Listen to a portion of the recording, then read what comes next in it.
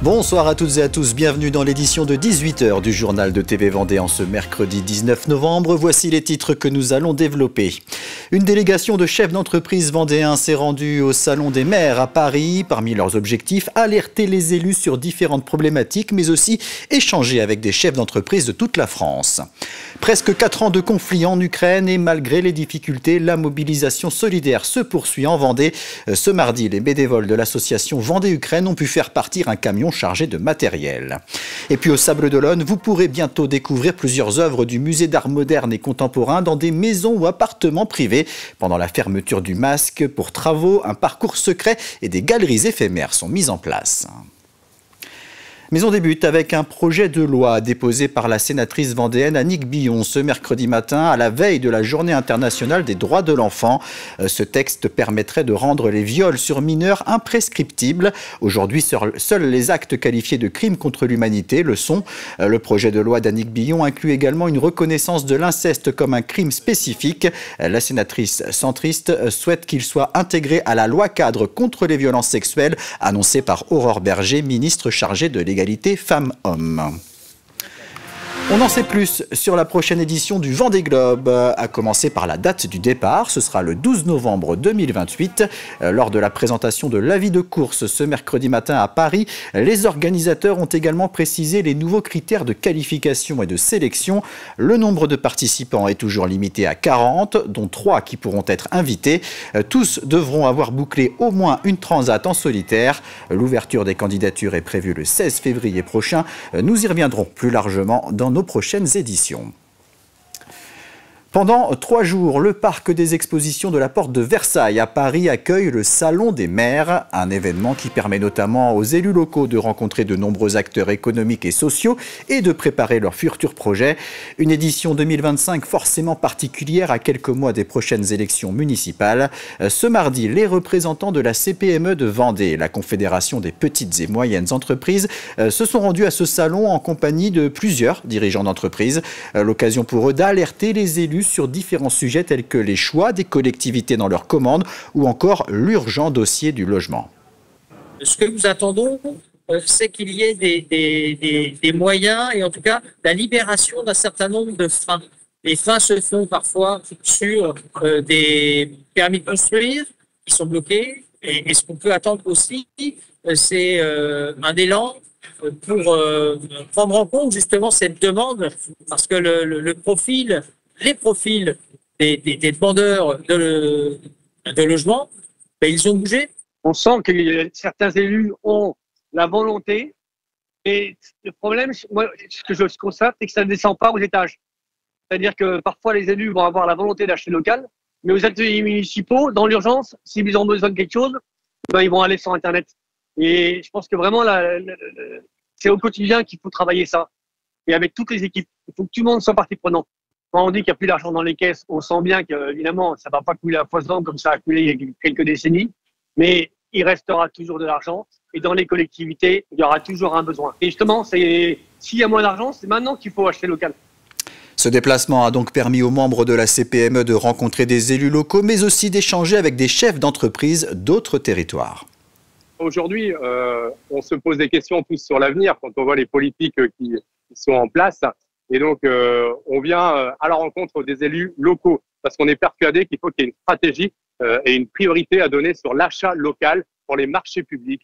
Donc, il y a des réflexions à faire avec les décideurs du marché économique, les décideurs des élus politiques. Et donc, c'est de se rassembler d'abord. Donc, aujourd'hui, c'est une chance pour nous de pouvoir voir tous ces acteurs des bassins de vie. Et puis, c'est également de rencontrer des confrères, d'autres entrepreneurs, puisque la CPME, c'est avant tout une association de professionnels et c'est l'occasion pour nous de nous retrouver entre dirigeants de notre territoire. L'objet justement de ces rencontres, c'est de réfléchir ensemble et trouver cette audace vendéenne que l'on aime et donc d'avoir cette stratégie qui soit gagnante-gagnante pour nos entreprises et pour les territoires. On va prendre le temps, les entrepreneurs, de visiter, d'aller à la rencontre de tous ces stands pour comprendre comment est-ce que l'on peut façonner nos villes de demain et donc pouvoir avancer ensemble. Tech Élevage, le salon dédié à l'innovation agricole, a débuté ce mardi et se poursuit jusqu'à demain au Parc Expo des Oudéries à La Roche-sur-Yon. Il est organisé par la Chambre régionale d'agriculture et par les organisations vendéennes de l'élevage. Cette 13e édition se déroule dans un contexte particulier avec une situation sanitaire très tendue. Le concours de bovins n'a pas lieu cette année en raison de plusieurs maladies contagieuses présentes en France. La recrudescence du virus de l'influenza aviaire hautement pathogène nourrit également les inquiétudes. Une vingtaine de foyers ont été confirmé en Vendée ces derniers jours. Alors ça a augmenté depuis une semaine.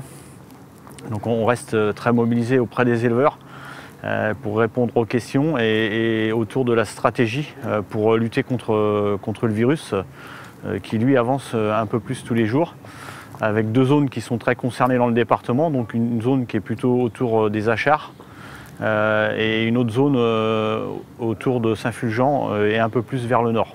En gros, il y a plus de 1000 bâtiments en Vendée en zone réglementée, à l'heure où je vous parle.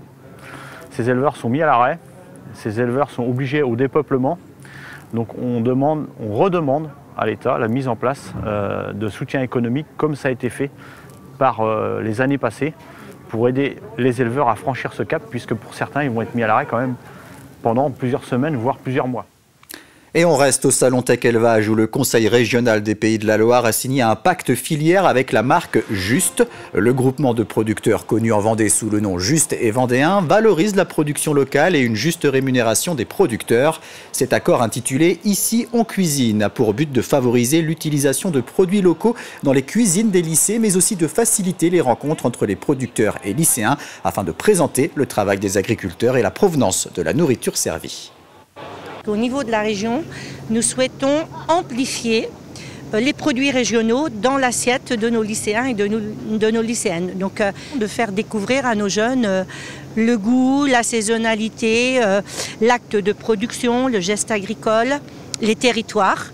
Voilà, donc on s'est dit on va renforcer notre politique régionale pour que nos lycéens puissent manger sain, puissent manger local, régional dans leurs assiettes. Aujourd'hui, on a des produits qui existent dans nos territoires et souvent on dit le circuit court, c'est de l'exploitation à la cantine, mais un producteur ne peut pas livrer directement une cantine, donc on est obligé de passer par les filières longues. Donc c'est important d'emmener les filières longues dans l'approvisionnement local des collectivités.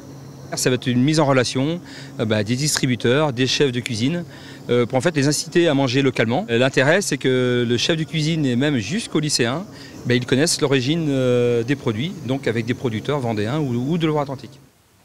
Cela fait maintenant 3 ans et 9 mois que la guerre en Ukraine a éclaté et pratiquement autant que l'association Vendée-Ukraine est mobilisée pour apporter son aide à la population ukrainienne. Il n'y a plus qu'un seul site de dépôt de dons aujourd'hui, à Chaland, les autres ayant dû fermer par manque de place ou de financement.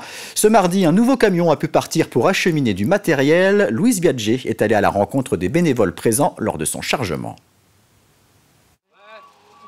Des calculs au centimètre pour tout faire rentrer. Ces dons vont traverser des milliers de kilomètres jusqu'à Odessa, Vino et Kalminski, des villes toujours bombardées. On est en paix, donc c'est normal de partager et de les aider. Et comme on a du temps, on préfère mettre notre temps libre à profit pour aider. Chaque paquet porte le nom d'une femme. Ce sont nos amis. Il y a Natalia, Elena, Irina, Yulia, Olenka, et c'est un échange. Il y a les femmes en Ukraine sont formidables. Ces bénévoles de l'association Vendée-Ukraine ont chargé ce matin-là plus de 15 tonnes de matériel.